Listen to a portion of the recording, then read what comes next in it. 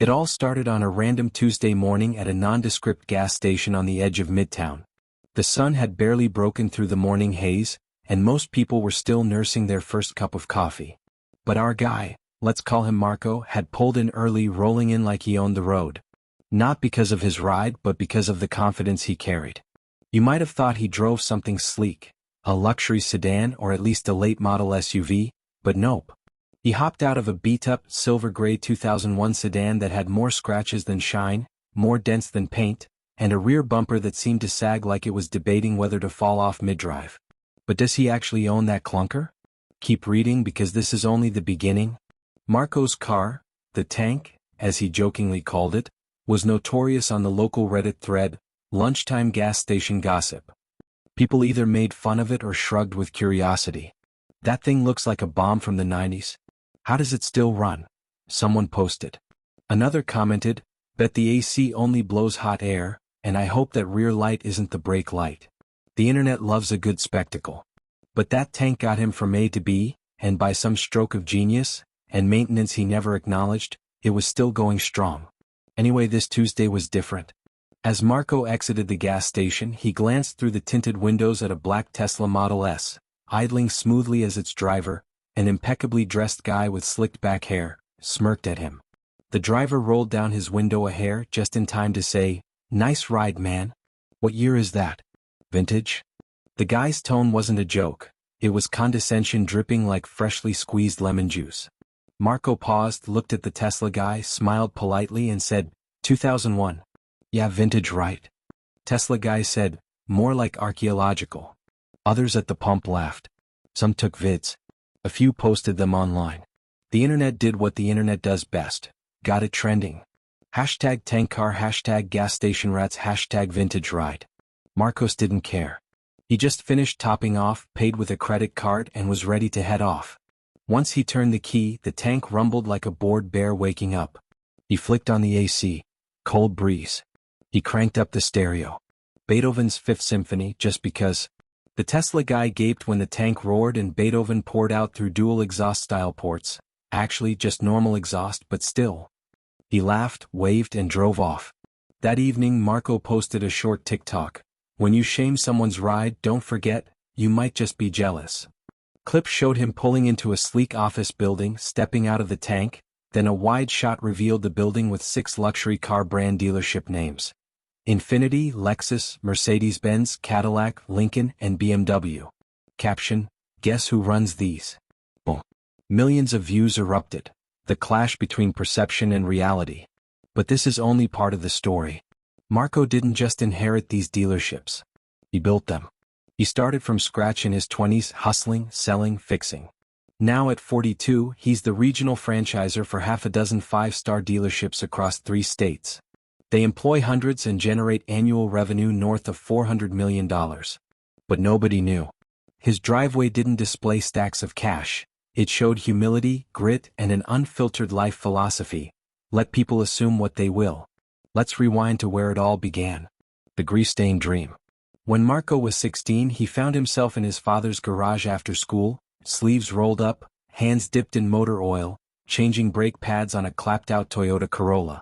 His dad, married to the hood of that Corolla, showed him the dance: jack, wrench, bleed, tighten. Get it right or that car becomes a coffin.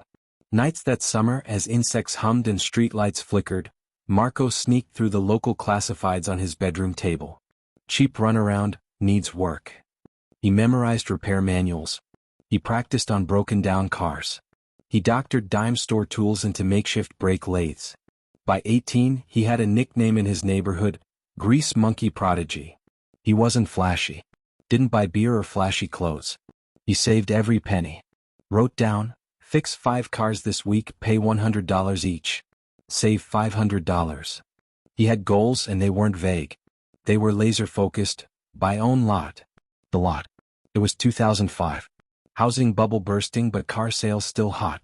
Marco pooled his savings, begged his aunt for a share loan, and scraped together enough down to rent a corner lot on Main Street, 2 dusty acres of gravel and weeds. Back then the rent was cheap. The lot next to it went to foreclosure, so he took it. He rented tools, opened a tiny reconditioning shop, bought clunkers for auction, fixed them, flipped them.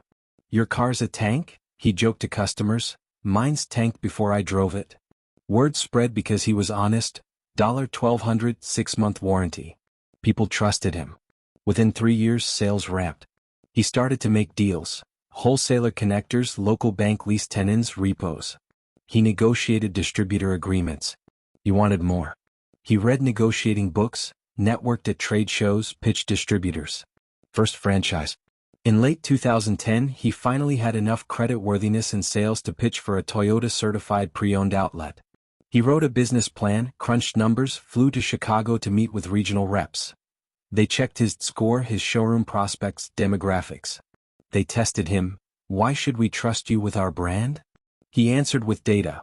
Last fiscal year, sold 430 Research cars with 98% customer satisfaction. Our lot managers achieved 21-day turn, my shop reconditioned 15/day.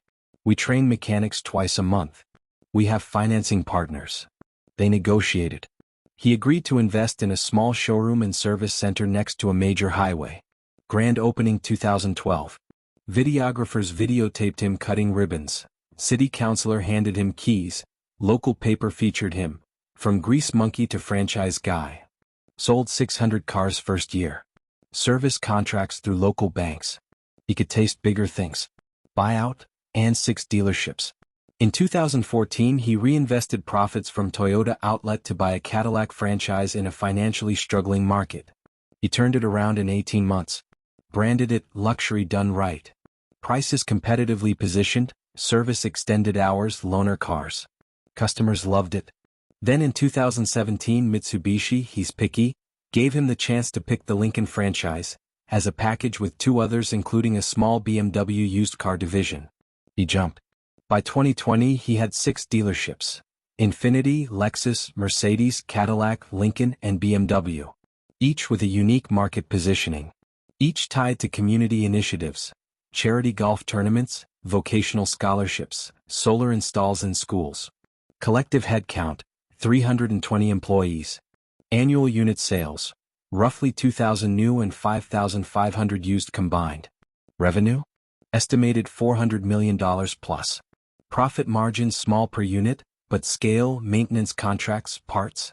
That's where the cash lives. He also charted his own course on philanthropy.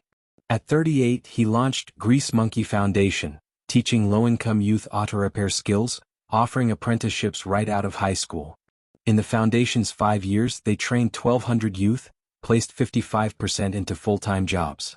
Why the tank? All this makes the question obvious. Why does he still drive a Toyota equals tank equals around town? Simple. He never outgrew the smell of grease, the feel of an old car breathing life under the hood. And a tank, scratch and dent, lets him travel without drama. He knows no one judges the driver until he opens the trunk door. Better yet, people assume where he came from, not where he stands. It's his statement, his irony, his armor. A billionaire in disguise, well, multimillionaire at least, who still sweats over lug nuts. He once said, "I'll drive this tank until the dealership wants to give it away at a football game raffle." And he will. That Tuesday's moment, Tesla guy's smirk, internet mockery, lit the fuse. The TikTok video was posted by someone else. It caught fire. People tagged him. People wanted details. Another video, the Tesla blocked him in the parking lot. Marco popped the hood and on camera he gave the specs. Rebuilt engine, new spark plugs, custom exhaust. Tesla guy froze. Came an awkward apology. That clip hit 10 million views. Yet even with fame spiraling, he stayed silent. No interview, no flash. He's the man behind the scenes. The machine in silence. A hustler from ground zero who built ground up. Tank carried him through 1,000-mile trips, snowstorms, hailstorms, city floods. But that viral moment triggered something he never expected. Offers started flowing. People wanted speaking gigs, cameo ads, interviews, TV shows. Companies wanted him as brand ambassador. Car wax, engine oil, tires, truck nuts. Yes, really? He turned them down. He wanted something different. Don't forget to like, comment, and subscribe for more powerful stories that uplift Black voices and expose hidden truths. On the surface, Marco's world was luxury car emporiums, red carpet openings, and 6 exclusive dealership empires. But beneath that glittering facade, His every move remained anchored in the grit and swagger of someone who refuses to forget where he came from. That rugged tank he drove wasn't just a car. It was a calling card, a conversation starter, and a challenge wrapped up in 2-ton metal. The next morning, the Instagram and TikTok feeds exploded. The Tesla guy's apology video, where he sheepishly admitted fuel envy and admitted he judged too quick, pulled in over 5 million views. Yet Marco stayed off camera. No interviews. No flashy PR. Just the tank rumbling through the city streets, a silent rebuke to the noise of attention. He spent the day at his Infiniti and Lexus showroom, inspecting service records, talking to technicians about a tricky coolant leak in one of the Q50s. He didn't flaunt his ownership card. He walked like any regional manager on a routine site visit. A frontline mechanic, Ojobo, recognized him, squeaked and rushed over, offering a handshake. "Boss," he whispered warmly, "the heat's about to break on this QX50. We're on it." Marco nodded, then smiled when a salesman interrupted, "Boss, we had an offer on the Platinum QX from that viral TikTok crowd." He just laughed, replying, "Let them come. We'll give them a test drive they won't forget." By evening, the trending tag #TankBoss had sparked copycat stunts. People showing up to work meetings in beat-up cars, running into fancy dishwashers with comedic effect. Some posted memes, "When you drive junk but own the lot." But nobody in Marco's circle got it. They saw a man playing the long game, using misdirection to his advantage. That weekend, Marco flew to Detroit for the National Auto Dealers Association annual summit. He took the tank, flying it onto a low-loader trailer alongside his Mercedes and BMW transporters. At dinner with heavy hitters from General Motors, Ford, Hyundai, he sat back, observed. Everywhere he looked, dealers were jockeying for attention.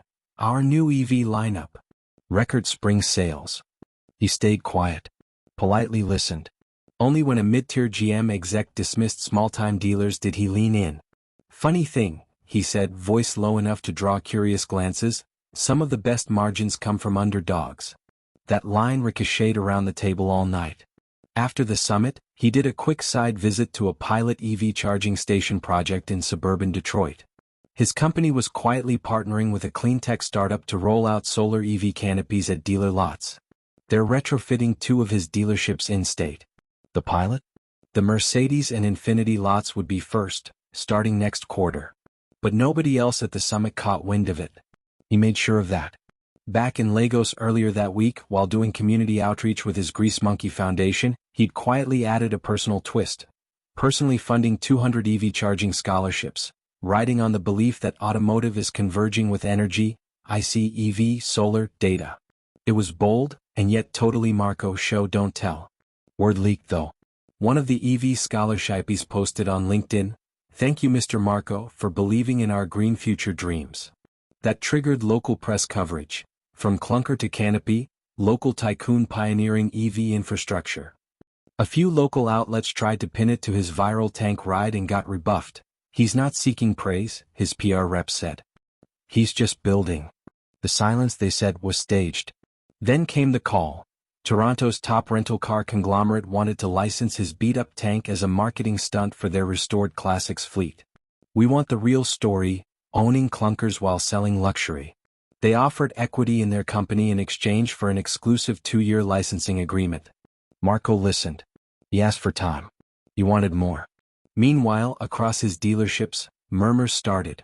Parts inventory is dipping. What? Because he's quietly redirecting parts and skilled technicians to retrofit the tank, adding hidden solar panels to the roof, building a reverse-engineered hybrid mod, upgrading the suspension and turbos. Nobody sees it. Specialized tools in his private garage, top-tier engineers flown in from Europe, coded blueprints sent with encryption. He's turning the tank into the ultimate statement. So now the tank is no longer just a 2001 sedan. It's a rolling laboratory, a secret prototype that undercuts his own dealerships by testing innovations off the grid. But if he reveals it, he risks scrutiny from franchise masters. After all, his contracts prohibit aftermarket tech on certified vehicles. Show it and he may lose half his dealerships. That's why he's holding back. He knows the launch moment must be flawless. A reveal that's less about spectacle and more about seismic shift. Electrifying a legacy ICE body, testing off-grid solar regan, coding a proprietary app that makes it partially autonomous. All under cover of gasoline fumes and dented steel. Now imagine the scene. A staged publicity reveal. On a live stage, tank rumbling, solar panels glinting, interior tech glowing, unveiling to media, local investors, EV advocates. And then the silence as the panel pops open to reveal. Don't forget to like, comment, and subscribe for more powerful stories that uplift Black voices and expose hidden truths. Marco stood center stage in a sleek, minimalist auditorium packed with auto journalists, EV pioneers, and local dignitaries. The silent tank sat under a velvet cover, its battered silhouette impossible to ignore. A single spotlight glinted off its dusty hood. At his side, two of his elite engineers, imported from Germany and Italy, armed with clipboards and calm confidence. "Ladies and gentlemen," Marco began, voice steady. "You all know the story, a broken-down sedan judged and shamed. Today we're rewriting that narrative." He tugged a cord. The velvet fell. Gasps and murmurs rippled through the crowd. And there it sat, a 2001 sedan, but like nothing anyone expected. 4 sleek solar panels were now seamlessly integrated onto the roof. Hidden beneath each wheel fender were compact electric motors powering the rear axle. Details from the high solar kit style conversion, similar to cutting-edge automotive research seen in EU prototypes highsolarkit.com +2 paperhost.org +2 European Commission +2. The tank was now a through-the-road TTR, hybrid solar vehicle, capable of regenerative braking, solar charging, and off-grid operation. Marco explained how his team had taken inspiration from LifeSave and High Solar Kit projects highsolarkit.com +2 ResearchGate +2 paperhost.org +2 European Commission +1 paperhost.org +1. Each wheel had a brushless motor, supported by a hidden battery bank in the trunk. Overhead, high-efficiency, flexible photovoltaic panels, like those used in solar EV prototypes, were wired to a custom power management unit. In effect, the tank became a rolling tech lab. He tapped a tablet, screen lit with stats. Maximum solar input, 1.2 kilowatts peak.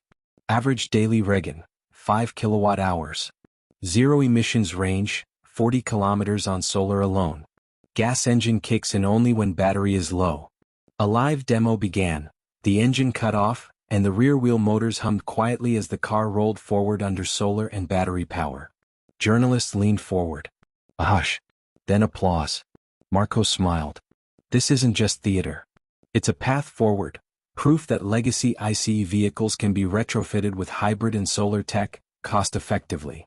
He noted industry challenges, complexity, cost, but cited new retrofit kits like Kpitz Revelo Wikipedia, REVR, and research showing conversions can cost around $6,000, 20,000 sustainabilitytimes.com +15 ResearchGate +15 DieSolarForum.com +15.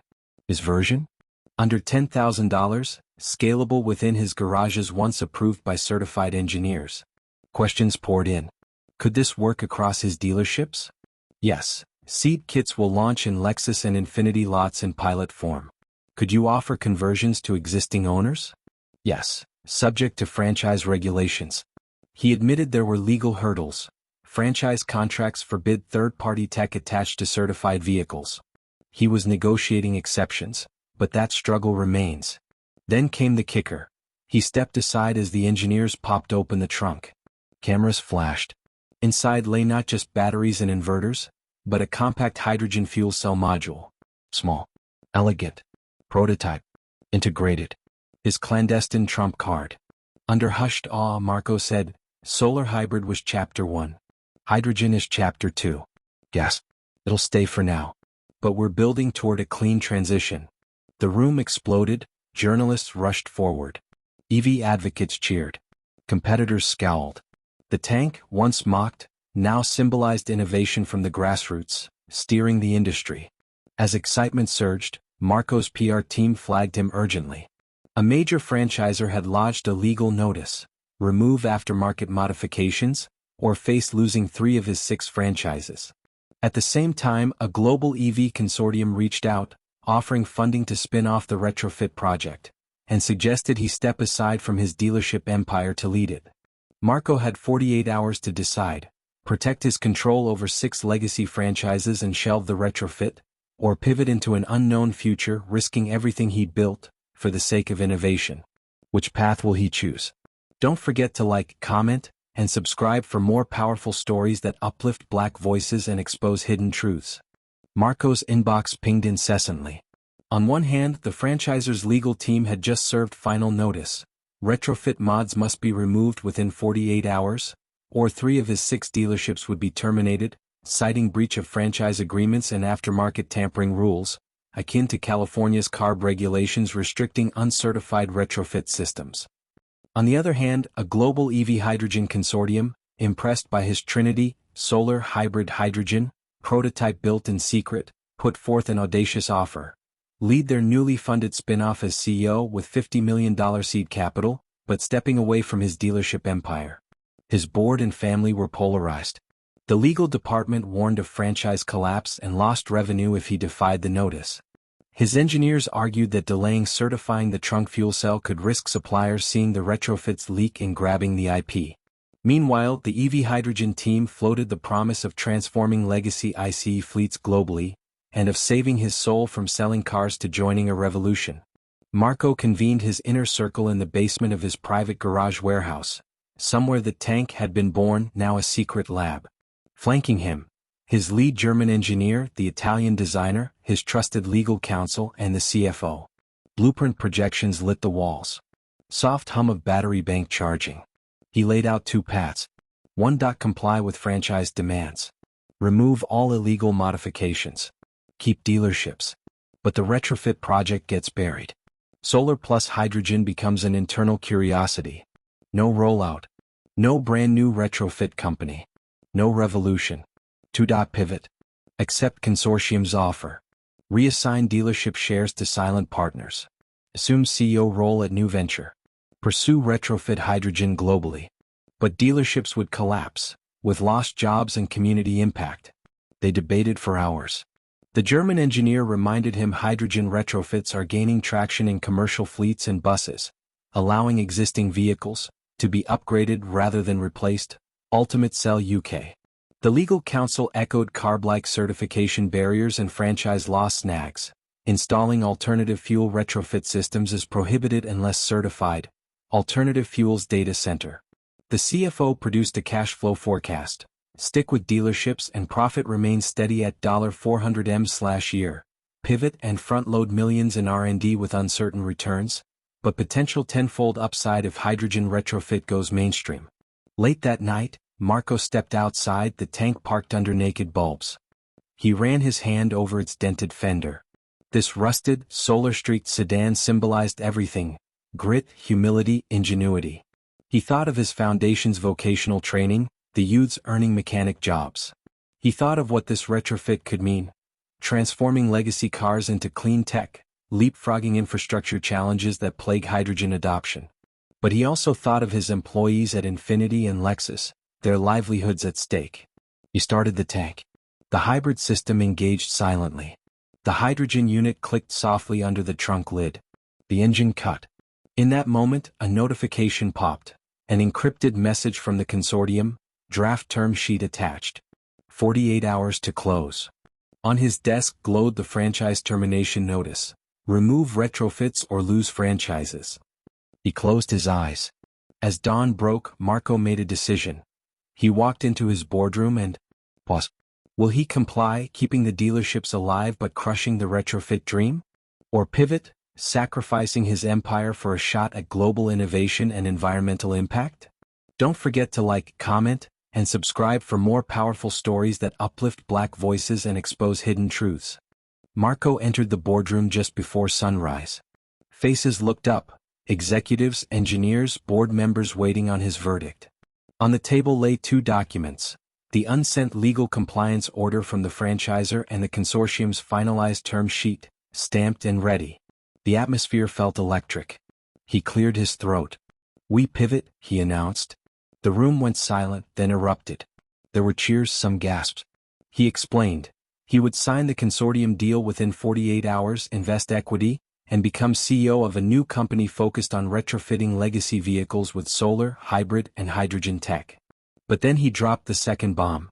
He would not abandon his dealerships. Instead, he would spin out franchises into a sustainable network, partnering with former managers and employees, converting service bays into certified retrofit hubs, and integrating solar canopies at dealership lots. He already had blueprint plans. He revealed an early secret. His retrofit prototype had quietly received preliminary certification from European regulators, thanks to Life's model allowing hydrogen retrofits, with type approval after passing normative tests. LHYFA-heroes.com. He'd lined up pilot programs in France and Germany, where retrofits are legal if approved. Next, he shared feasibility studies. Europe could retrofit old cars under €5,000 each, mitigating carbon emissions and preserving affordability, worth an estimated €350 billion annual market by 2035. Transport environment. In the U.S., CARB-like regulations, e.g. California, require certification, but the Revelo hybrid kits have shown greater than 40% fuel savings. Wikipedia. Hydrogen FMVSS rules coming into force, FMVSS 307 and 308. Lend legitimacy to his trunk-mounted prototype Igar.com +1 Federal Register +1. He laid out a phase strategy. Phase 1. Launch retrofit hubs in Lagos dealerships, under new company umbrella. Phase 2. Achieve CARB equivalent certification within 18 months. Phase 3. Expand into EU pilot markets and enter U.S. states allowing direct EV or hybrid retrofits, e.g. Utah. Phase 4. Scale to Africa, targeting fleets, buses and vocational programs via his foundation. He emphasized, "We're not destroying what I built, we're evolving it." Dealerships become ambassadors of change. Employees become retrofit technicians. Communities benefit. The board murmured. Some franchise leaders were shaken. Contract renegotiations awaited, but Marco had a plan. They would become shareholders in the retrofit venture too. Then came the curveball. Right before signing, Marco's legal counsel burst in with an urgent email.